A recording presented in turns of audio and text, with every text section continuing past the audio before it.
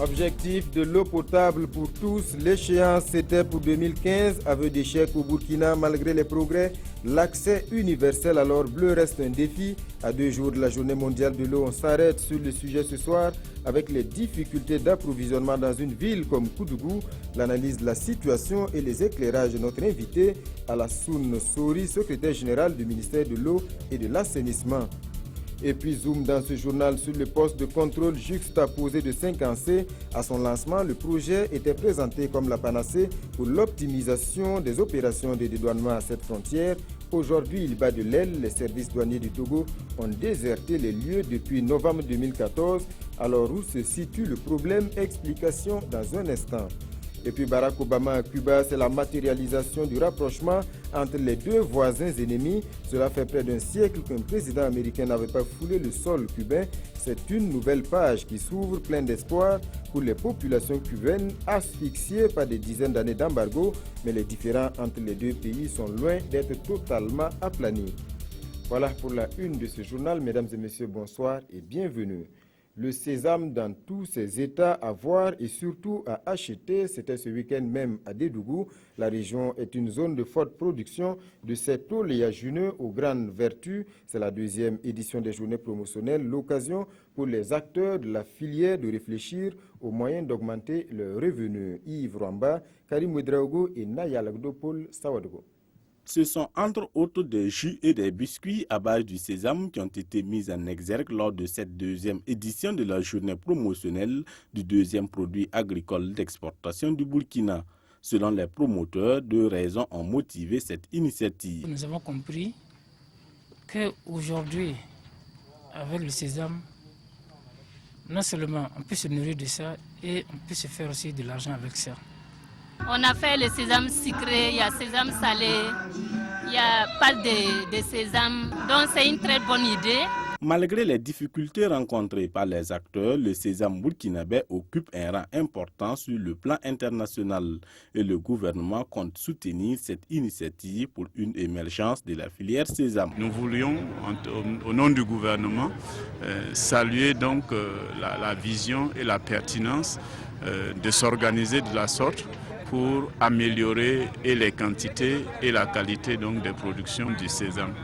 C'est à partir de ces initiatives aussi que son Excellence, Monsieur le Président du Faso, a trouvé important de créer une banque dédiée spécifiquement aux activités de l'agriculture. En 2014, le sésame burkinabé a été déprécié sur le marché international et cette journée a été une occasion pour les différents acteurs de cette filière d'échanger sur les problèmes liés à la production et à la commercialisation du sésame. Augmenter les revenus des producteurs, c'est justement l'objectif du programme de croissance économique du secteur agricole. En début de semaine, le comité d'orientation s'est retrouvé à Ouayouguia pour faire le point. L'occasion également de faire le tour des infrastructures réalisées par le programme. Irénée Kaboré, Alidou, Alain Savadogo. Une aire d'abattage pour l'amélioration de la filière bétail-viande dans la commune de Yakou. 2 magasins de stockage pour la production du niébé et des sous-produits agro-industriels dans les communes de Togo et Oula. Un quai d'embarquement en complément au marché de bétail de Tiou sont les infrastructures visitées par les acteurs du secteur agricole et leurs partenaires. Cette visite a permis aux participants de la 6e session du programme de croissance économique dans le secteur agricole PCESA d'apprécier le niveau de réalisation des infrastructures pour la mise en œuvre du nouveau programme. Nous sommes là pour apprécier les acquis de 2015. C'est les rapports annuels et même si c'est quelque chose peut-être un peu abstrait, c'est vraiment très concret parce que dedans on trouve par exemple 58 infrastructures qui ont été réalisées et réceptionnées. Nous notons une pleine satisfaction donc, des bénéficiaires ainsi que des promoteurs donc, de ces infrastructures, mais également aussi une appréciation positive des membres du comité d'orientation. Nous avons constaté également aussi qu'il y a des améliorations à faire. Un atelier de réflexion a également permis aux participants d'examiner les documents soumis par la coordination nationale du PCESA et de proposer des orientations pour la réussite du programme. On a organisé de façon à ce que, de façon périodique, il y ait des sessions pour orienter en fait le programme.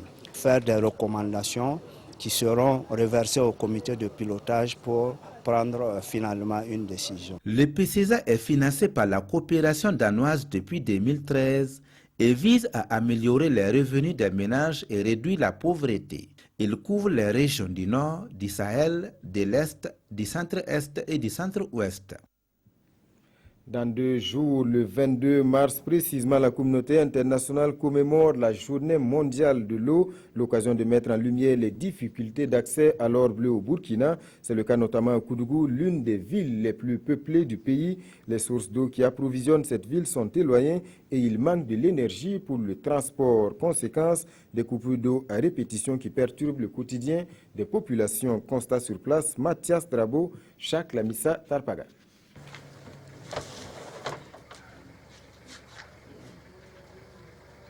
L'eau est encore coupée au domicile de Roseline Yamego au secteur 5 de Koudougou ce matin.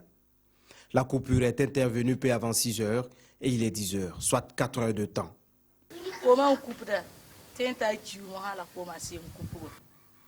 Cela fait près d'1 mois que l'eau se coupe régulièrement chez nous. Et lorsque ça se coupe, ça peut durer toute une journée. On est obligé d'aller au puits pour pouvoir subvenir à nos besoins. L'eau est plus absente que présente chez nous ici. Il n'est pas convenable qu'on soit abonné à l'ONEA et on est obligé de boire l'eau boueuse du puits.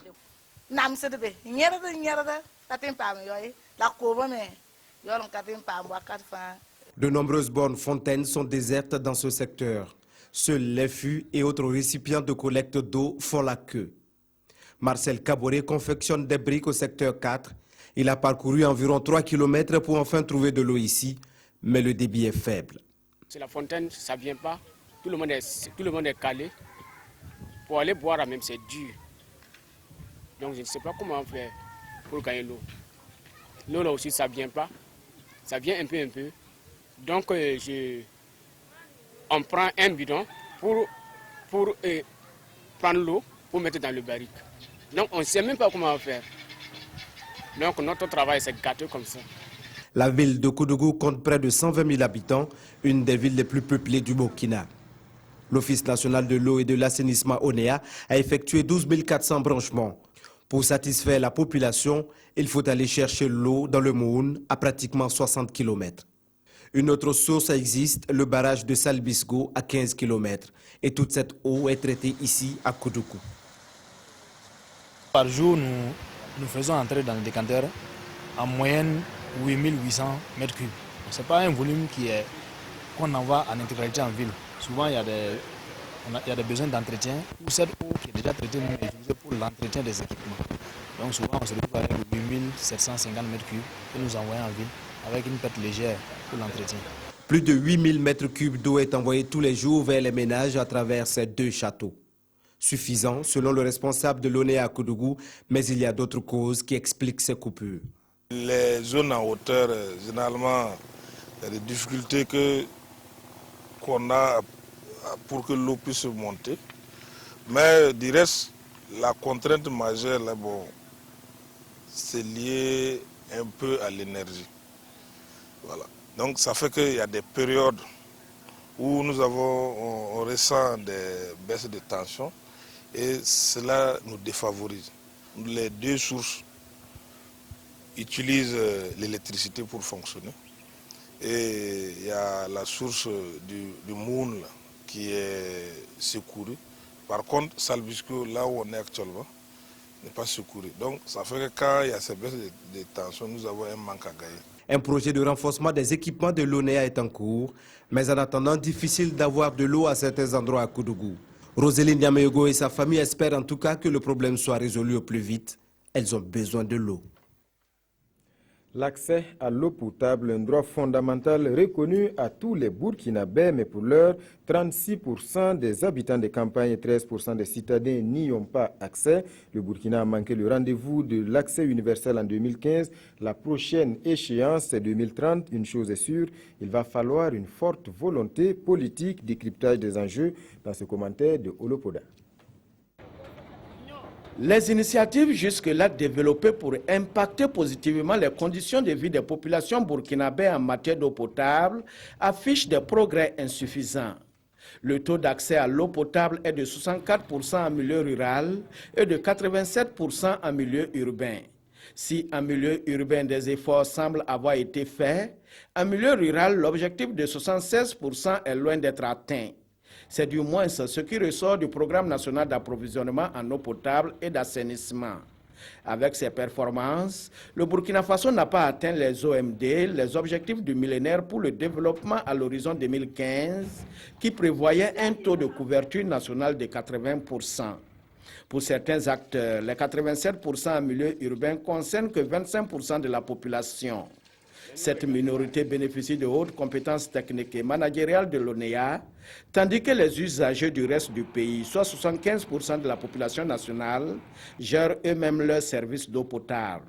Face à cette situation, des progrès selon eux sont à faire pour les zones périurbaines où des indicateurs tels que les baisses de pression, les pénuries, les distances parcourues ou les quantités utilisées pour les usages des ménages montrent qu'il est difficile de conclure à l'équité. C'est ce problème d'équité sociale qui est aussi mis en lumière par les performances du service public d'eau potable au Burkina Faso. En dépit d'un taux d'accès officiel de 64% à l'eau potable en milieu rural, la qualité des services fournis reste souvent à désirer. Et pourtant, l'accès à l'eau potable est aujourd'hui un droit pour tous. Dans ce contexte, une volonté politique forte est nécessaire pour mettre cette question au premier rang des priorités. Et la reconnaissance du droit à l'eau par la Constitution burkinabé en septembre 2015 vient à point nommé conforter l'importance de l'engagement de l'État burkinabé pour réaliser les ODD, les objectifs de développement durable d'ici à l'horizon 2030. L'ambition est désormais d'assurer partout et pour tous, au pays des hommes intègres, des services efficaces et durables d'eau potable. Cet engagement de l'État burkinabé devant la communauté internationale s'impose aux nouvelles autorités dont l'on attend impatiemment de voir la mise en œuvre de leur politique en matière d'eau potable. Et pour aller plus loin sur ce sujet crucial de l'eau, je reçois comme annoncé M. Alassoun Souri, secrétaire général du ministère de l'eau et de l'assainissement. Bonsoir M. Souri. Bonsoir M. Ouedraogo. Alors concernant déjà cet objectif d'accès universel à l'eau en 2015, on peut dire que c'est un aveu d'échec pour le Burkina? Je dirais non, ce n'est pas un aveu d'échec. Le bilan fait du programme national d'approvisionnement en eau potable qui visait les objectifs du millénaire pour le développement, et comme on l'a fait ressortir dans le reportage, en milieu rural, le taux d'accès atteint est de 65%. Et en milieu urbain, le taux d'accès est de 89% et qui dépasse les objectifs des OMD qui étaient de 87%. Mais au niveau de l'assainissement, effectivement, les résultats sont très mitigés parce que le taux en milieu rural est de 12% et en milieu urbain, il est de 34%. Donc, on peut dire qu'en milieu rural, les résultats sont peu satisfaisants, mais on ne peut pas dire que c'est un échec. Alors, peu satisfaisant, est-ce qu'aujourd'hui, à l'analyse, en tout cas de cette non-atteinte de l'objectif, est-ce qu'on peut expliquer aujourd'hui pourquoi ces objectifs n'ont pas été atteints? Bon, il y a plusieurs facteurs. Il y a d'abord le facteur de la mobilisation des ressources financières. Et sur un budget évalué à près de 500 milliards, tout milieu confondu, en milieu rural surtout, le financement acquis était de 67%. Voilà. Maintenant, en milieu urbain, effectivement, nous avons pu mobiliser presque 99%. C'est ce qui explique un peu l'atteinte des objectifs au niveau du milieu urbain. En milieu rural, comme je l'ai dit, nous n'avons pas pu atteindre les objectifs de mobilisation du financement qui étaient de 67%. Alors, dans un des reportages, on a vu les difficultés d'approvisionnement, notamment pour la ville de Koudougou. C'est loin d'être un cas isolé. Il y a beaucoup de villes qui se trouvent également dans la même situation. Monsieur le secrétaire général, on a l'impression, quand on regarde la fourniture de l'eau potable dans nos grandes agglomérations, qu'on navigue un peu à vue. Bon, c'est surtout une question de qualité de service. À Koudougou, ce n'est pas un problème de disponibilité de l'eau. le reportage l'a bien montré. Et les deux sources d'approvisionnement, c'est le Moun et le barrage de Salbisco. Et là, au niveau de Koudougou, le taux d'accès est très très bon. Et ça dépasse les 87% fixés par les OMD. Mais comme là, on a relevé au niveau du reportage, c'est surtout la question de l'énergie. C'est vrai, il y a d'autres villes, notamment Ouaïguia. On peut citer Ouaïguia, on peut citer le centre Escoupéla ou Poutenga. Ce sont des villes chaque année qui sont confrontées à la même période à ce manque d'eau. Effectivement, au niveau de ces villes, c'est une question de disponibilité de la ressource en eau. Et la ville de Ouaïguia est ravitaillée en grande partie par des eaux souterraines. Et il y a le barrage de Gonré aussi, où il y a quand même un usage qui se fait avec les maraîchers, et ce qui fait que la ressource ne suffit pas.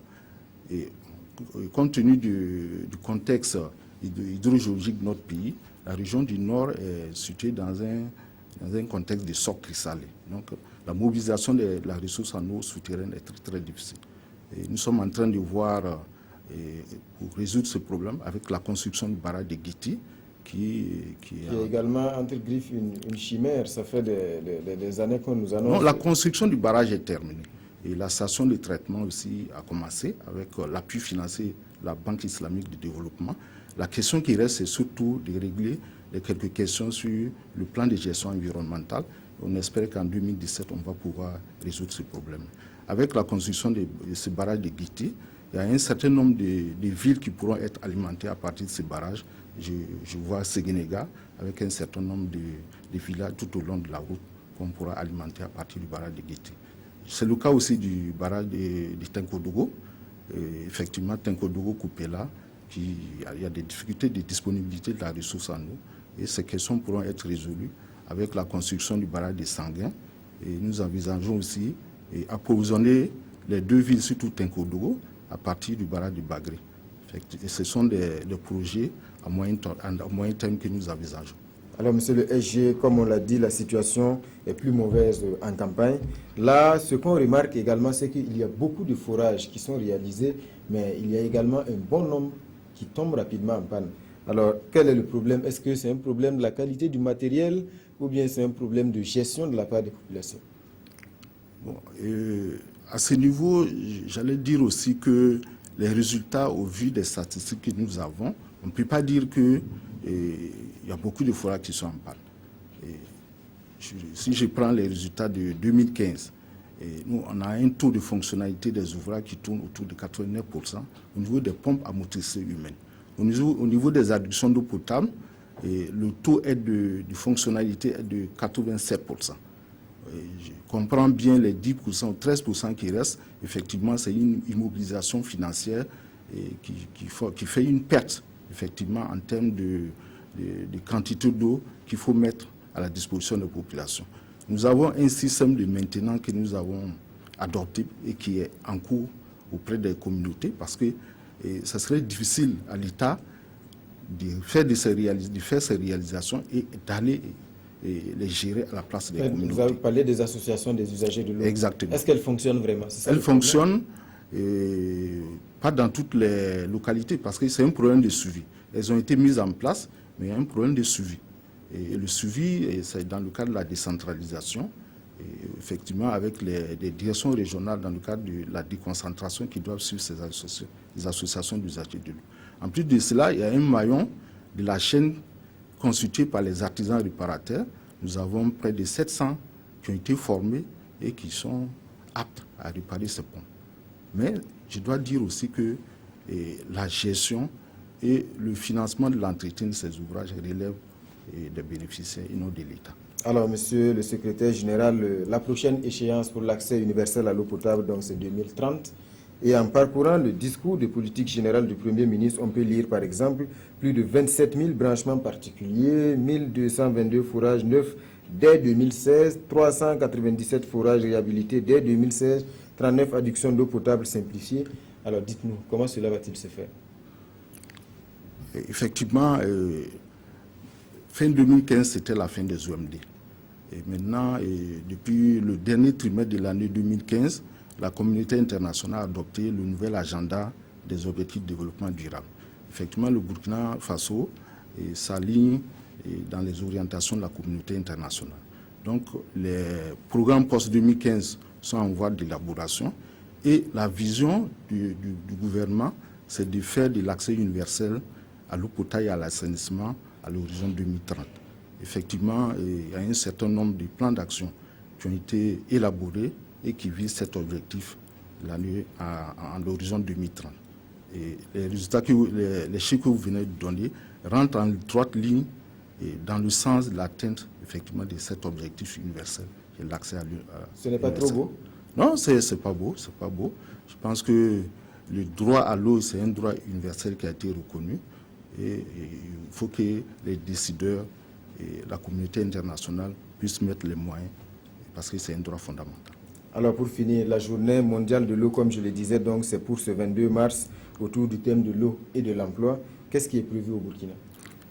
Effectivement, au niveau du Burkina, nous avons essentiellement 3 grandes activités.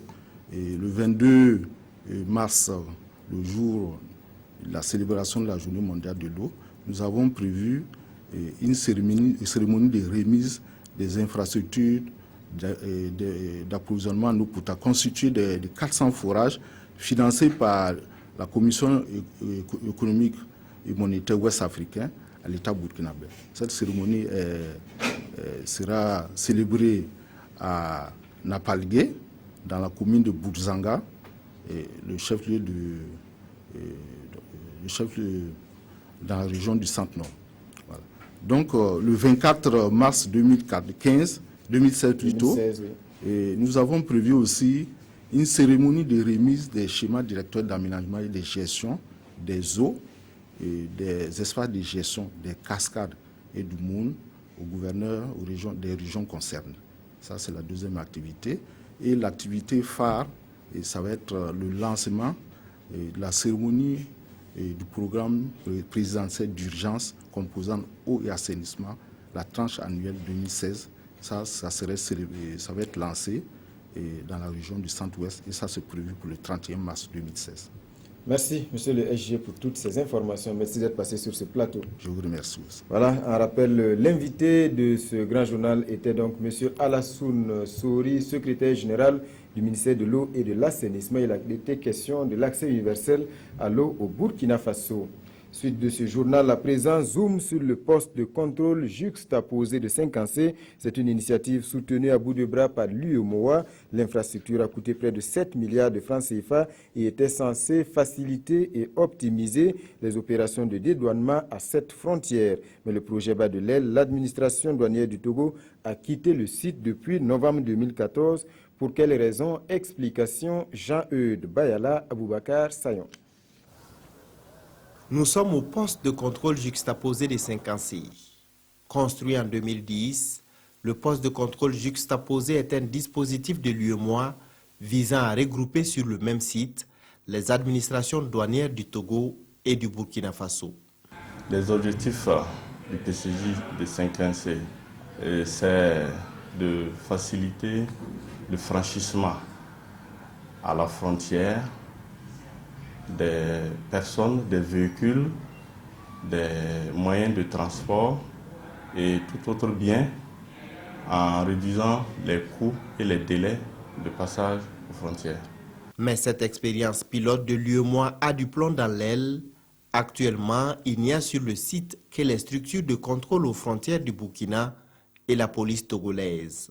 Depuis le 29 novembre 2014, la douane togolaise s'est retirée du poste suite à un mouvement d'humeur des chauffeurs routiers. Depuis le départ, alors il y a un comité consultatif qui a été mis en place pour le suivi de l'opérationnalisation des PCJ.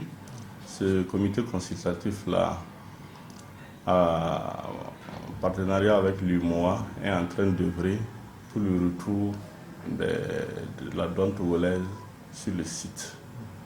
Ils ont poser un certain nombre de conditions, notamment l'amélioration de la sécurité. La douane togolaise n'est restée sur le site que quelques mois. Plusieurs difficultés entravent l'opérationnalisation du poste de contrôle juxtaposé des Saint-Cancé qui devrait être fonctionnel depuis janvier 2002. Nous pouvons citer entre autres de faibles un niveau d'implication des principaux acteurs concernés. Il y a aussi l'inadéquation des bureaux pour certains services de contrôle comme la douane. Il faut noter aussi que la capacité d'accueil du parking est déjà dépassée au regard du volume du trafic qui est estimé à entre 200 à 250 véhicules par jour. Le poste de contrôle juxtaposé des 5C fonctionne donc comme un bureau de douane classique. Ces camions en provenance du Togo attendent de faire les premières formalités avant d'entrer sur le territoire burkinabé. Quand il vient par exemple, l'apprenti va passer tout de suite voir si son acquis est arrivé à la guérite. C'est-à-dire que si ces documents sont là, on va identifier le véhicule, son numéro, et voir si tous ces documents qu'il a transmis sont là, la douane togolaise a transmis sont là. Maintenant, on enregistre et puis il passe. Le document fourni suivra un circuit administratif précis. Il est d'abord traité par la brigade commerciale avant d'être transmis à la section vérification. On contrôle les documents pour voir s'ils sont conformes avec les éléments portés sur la déclaration. Ça, c'est le contrôle documentaire. Il y a la visite effective, c'est-à-dire qu'après le contrôle documentaire, si le vérificateur n'est pas satisfait, là, il se déporte au camion, il fait ouvrir et il regarde vraiment pour voir si c'est la marchandise. La section vérification calcule aussi le fonds de garantie qui représente 25% de la valeur de la marchandise, puis envoie la déclaration à la section liquidation pour le paiement. La brigade en ligne se charge de l'escorte de la marchandise jusqu'au bureau de douane de destination. Elle est aussi chargée de lutter contre la fraude. Et les produits concernés par ces actions de lutte contre la fraude, c'est principalement l'huile, le sucre, les motos et évidemment les stupéfiants. Par exemple, pour l'année 2015 et le premier trimestre 2016, là, en matière de stupéfiants, nous avons pu mener des actions de saisie portant sur environ 248 kilos de chanvre indien. Le transit représente plus de 95% des opérations faites par le bureau des douanes de 5C. 18e conseil syndical du syndicat national des travailleurs de l'éducation de base au centre des échanges, la stratégie pour élever le niveau de conscience politique et syndicale des délégués du SINATEB. C'est une nécessité pour une lutte plus efficace dans l'optique de l'amélioration des conditions de travail. Ibrahima Sombier, Ini Walkoy, Janine Kambire. Pour ce 18e conseil syndical ordinaire, l'objectif pour le syndicat national des travailleurs de l'éducation de base SINATEB est d'élever le niveau de conscience politique et syndicale de ses délégués. Le but est de mener des luttes bien organisées pour l'aboutissement d'un système éducatif au service du progrès social et de la libération nationale. L'éducation est confrontée à d'énormes difficultés, effectifs pléthoriques, manque et mauvais traitement des enseignants. Et le Conseil s'est penché notamment sur la question du recrutement des enseignants du poste primaire.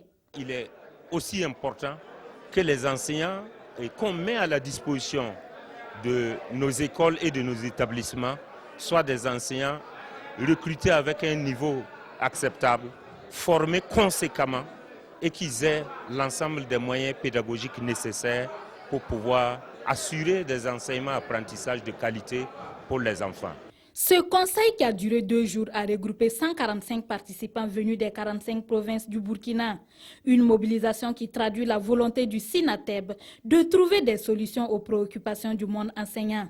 Il interpelle le gouvernement pour la mise en œuvre effective de la loi 081 applicable aux agents de la fonction publique. Nous avons été suffisamment formels lors de cette instance et il n'y a pas de temps à donner à une autorité quelconque parce que nous avons tenu informer les autorités actuelles avant qu'ils n'arrivent au pouvoir de la nécessité de s'occuper des questions présentes des travailleurs au Burkina Faso. Le SINATEB, tout en appelant l'État à renforcer les capacités opérationnelles des forces de défense et de sécurité pour faire face aux attaques terroristes, dit rester mobilisé et vigilant pour mener des actions futures. Le but est de contribuer à la construction d'un système éducatif au profit de tous les enfants du Burkina. Séance de recyclage également pour les leaders syndicaux de la ville de Bobo-Dioulasso, des délégués de personnel et des responsables syndicaux qui révisent leur mission et leur rôle. C'est un passage obligé pour assumer avec efficacité leur position de partenaire social. Martin Zerbo, Ahadi Sandamba. Plus qu'une formation, cette rencontre se veut un cadre d'éveil des consciences des délégués du personnel et des leaders syndicaux de la ville de Sia. Ce qui doit leur permettre de jouer pleinement leur rôle au regard de ce qui se passe sur le terrain, notamment dans les différents foyers de tension ici à Bobo-Dioulasso.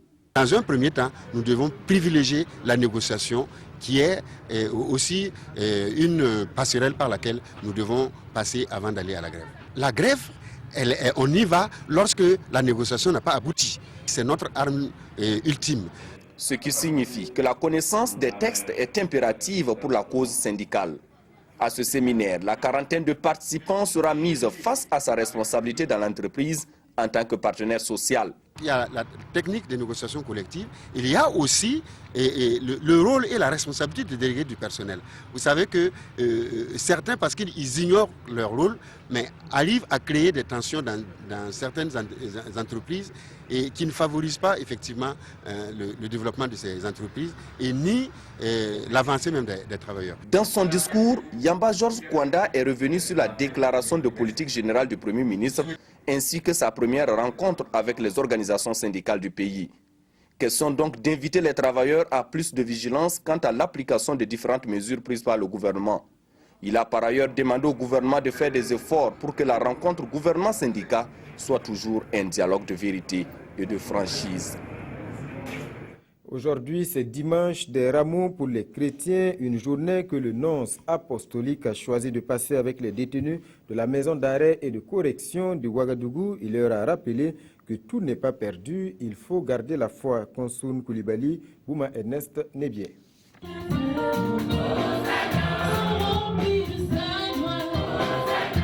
Ce dimanche 20 mars 2016 est un grand jour pour les détenus de la maison d'arrêt et de correction de Ouagadougou, Mako. Le nonce apostolique célèbre la messe avec eux. Une manière à lui de leur témoigner sa compassion et son amour à l'occasion de la fête des rameaux. Le pape a décidé que les prisons sont des portes de la miséricorde. Et chaque détenu qui passe la porte de sa cellule, tout en priant, en tout demandant au Seigneur la miséricorde, vive l'année de la miséricorde. Et quand nous venons ici, nous devons apprendre de comment reconnaître nos limites et comment avoir l'humilité de demander à Dieu sa miséricorde. Une présence du représentant du pape parmi eux qui est un réconfort moral. Et l'occasion a été saisie par ces pensionnaires de la Mako pour lui confier les problèmes qu'ils vivent au quotidien. Sur le plan judiciaire, on note d'innombrables problèmes liés à la lenteur du traitement de nos dossiers. Un prévenu présumé innocent peut faire 8 mois de prison ferme avant d'être jugé. Des préoccupations que le nonce apostolique a écoutées avec beaucoup d'attention. Et c'est dans cette ambiance de joie que les détenus et leurs hôtes se sont dit au revoir.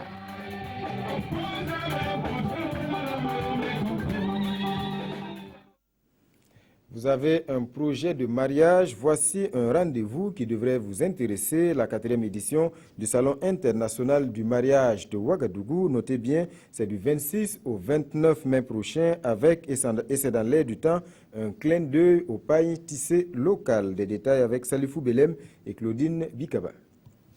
Le Damfani sera sous les projecteurs au Salon international du mariage de Ouagadougou, SIMO. Une annonce faite par le comité d'organisation de cet événement qui est à sa 4e édition. L'objectif principal de cette édition, c'est de faire connaître le Faso Damfani.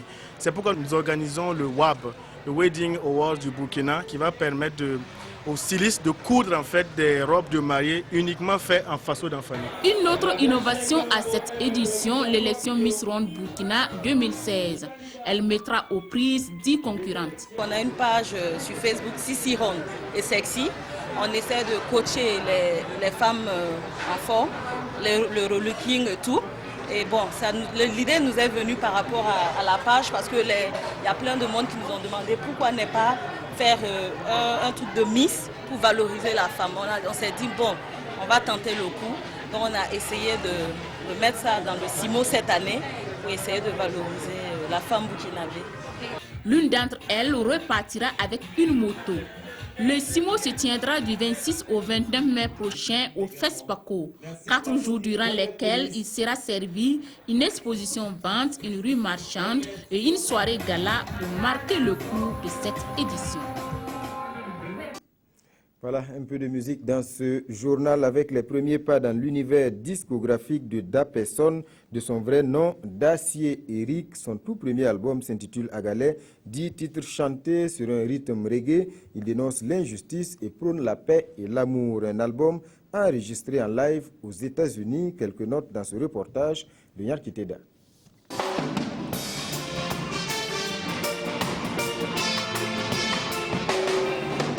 Ambassadeur de la musique du pays Lobby, comme lui-même il se l'approprie, Dacier Eric dit Dapperson se propose aussi d'être le porte-voix des sans-voix. Pour un début, il dénonce la haine des Africains contre d'autres, l'exploitation des enfants et des personnes démunies et s'insurge aussi contre la jalousie. Des thématiques inspirées de son propre vécu, dit-il, qu'il a dû surmonter grâce au courage et à l'espoir, d'où le titre de son premier album, Agalais. Et pourquoi l'album baptisé Agalais? C'est juste après un gros boulot, on arrive à s'en sortir en fait. Alors, on dit Agalais, on dit on est parti, c'est parti. Paix et amour comme cri de guerre, l'artiste Dapperson propose des solutions dans Agalais.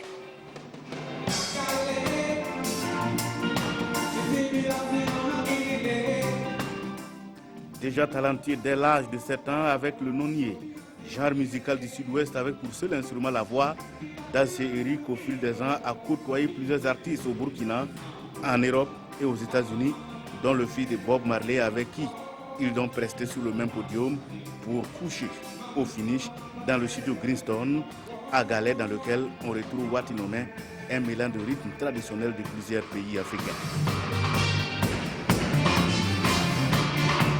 La création même a été faite chez moi.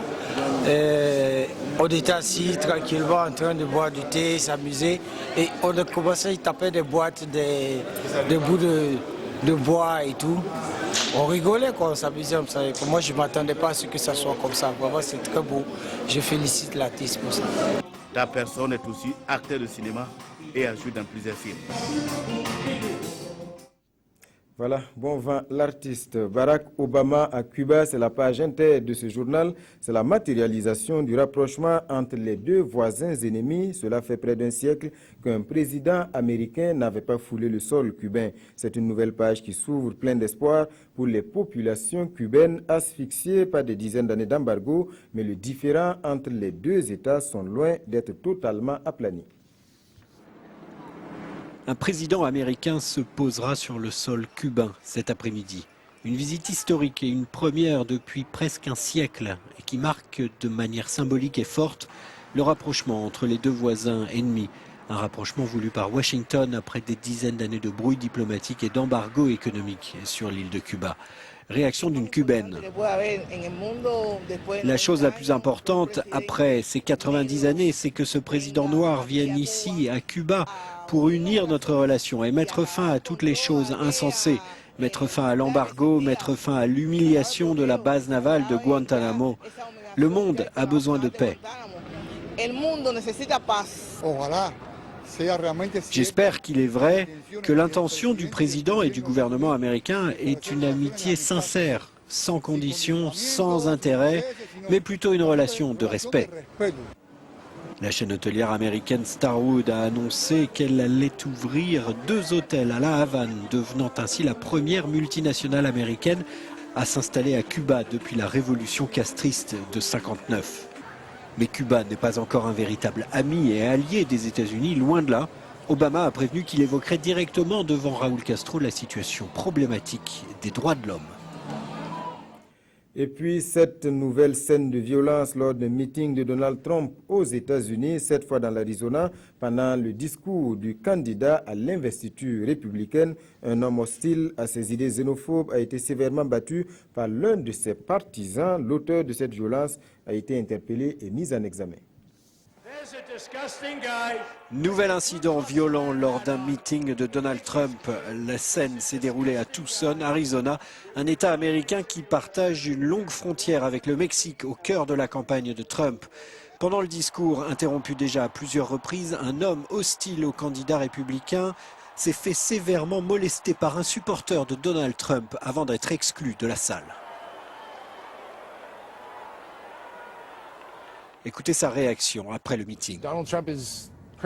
Donald Trump a tout à fait le droit de se présenter à la présidence, mais ce qu'il ne peut pas faire, c'est suggérer que quiconque s'oppose à lui doive être attaqué violemment et qu'on doive lui donner la présidence sans respecter les règles de son propre parti. L'auteur de violences a été interpellé par la police et exclu du rassemblement. Selon NBC News, il a été mis en examen pour coups et blessures. Sport dimanche, c'est devenu une tradition. Je reçois ce soir Mahamadi Wena. Bonsoir Wena. Bonsoir Jean-Emmanuel. Alors du cyclisme pour commencer, la deuxième édition du Grand Prix cycliste du Moro Naba Bango s'est couru ce matin. Oui, ce Grand Prix cycliste doté du prix Moro Naba Bango a été couru ce matin et comme nous allons le voir en image, c'est Mathias Sorgo, l'étudiant cycliste qui a remporté cette deuxième édition du Grand Prix cycliste Moro Naba. Il est en train d'affiler ici son maillot et en plus du maillot, il a reçu le trophée de la compétition des mains des organisateurs. Et Mathias Sorgo qui a dévancé à l'arrivée Menungu Nufu du RCK et son équipier de l'AJCK qui est Seydou Bamoro. Et cette course qui est une initiative, je le disais tantôt, du Moro Naba Bango, s'est courue autour du palais du Moro Naba sur un circuit fermé de 3,6 km et au total la distance faisait 108 km ce matin. Et pour dire, c'est pour vraiment rendre hommage au Moro Naba qu'on court autour de son palais parce qu'on le sait, habituellement, le cyclisme se court au niveau du boulevard Charles de Gaulle. Et il y avait aussi les dames à l'œuvre et là, c'est Aguiara Nia qui a encore dicté sa loi aux autres concurrentes. Alors Wena, du handball avec la Coupe de la Ligue 2016 qui se poursuit, ça se passe donc au Palais des Sports de Ouagadougou. Oui, hier après-midi, la Coupe de la Ligue a encore mis à l'affiche des grandes oppositions et chez les dames, l'AS Douane a été sans pitié devant l'AS Sonabel, battu par 40-9. Et toujours chez les dames, l'opposition AS Sonabi, AS Onia qui a été un peu plus serrée, a vu la victoire de l'AS Onia sur l'AS Sonabi par 36-21. Et au niveau des hommes, l'AS Sonabi et l'AS Onia se sont neutralisés à 20 buts partout. Et l'AS Douane chez les hommes a confirmé la bonne forme des équipes de la Douane et en prenant le dessus sur l'USFA par 28-20. Alors du football pour finir, les mauvaises nouvelles, le 11 national féminin a été défait en Tunisie. Oui, Jean-Emmanuel, c'était les éliminatoires de la CAN féminine Cameroun qui devait se tenir au Cameroun. Et les étalons dames, si vous voulez bien nous l'accorder, parce que pour le moment, il n'y a pas une autre dénomination pour la sélection féminine. On les appelle les étalons dames. Et on va nous concéder cela. Et elles ont été battues hier 2-0 par les Tunisiennes. C'était à Tunis.